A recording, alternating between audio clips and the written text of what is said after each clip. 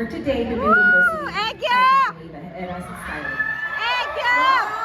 Wait, okay, so ang finals natin ay... Queen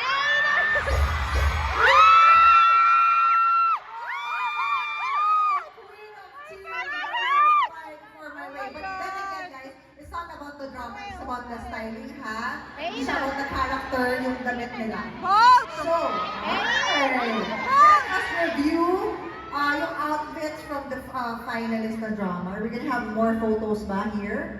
But what do you think that we have these two? What can you say? How are they different? Itong dalawang characters na to.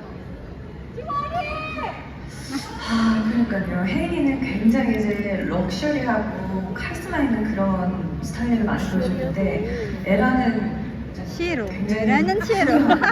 조금 이제 귀여운 룩들 많이 보여드렸었거든요. Yes, napaka-extreme talaga, di ba? Because Hain was a very luxurious, parang medyo parang napaka-maarting, stylish na character, while as to Era, na parang chill, relaxed, ganyan? cute. Correct. So then, having said that, who, which style are you gonna choose? Pero parang kailangan ko talaga yung mga tulong niya. Ay! Alright, okay. Okay. Then, can I Go! Ito na lang! decide? Alright. Sino ang team Hey! How about team Era?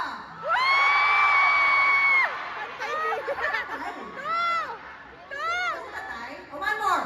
Hey! Era!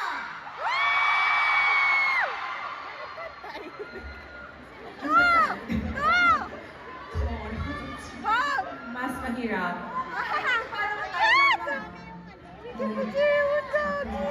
혜인이 이름을 외쳤을 때 hold!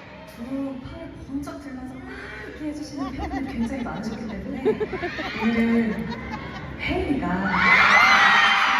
When we were at the side, there was just like Hain. I saw some fans that were really showing out their cheers for Hain. So today, I'll have to choose for Hain. Ay, kumbaga mas bida-bida yung mga Henry fans dyan. Wow! And what was the reason? Bukod dun sa fans, what was the reason why you chose her style? 사실 팬분들께서 애교. 너무 좋아해주셔서 애교. 좀 그 마음을 함께 애라 해주시고 역시 스타일이라고 하면은 sunod lang 헐 넘게 의상을 입었던 것 같은데 가장 많은 의상을 선보이는 인물이기 때문에 오늘 1등을 하지 않았나 싶습니다.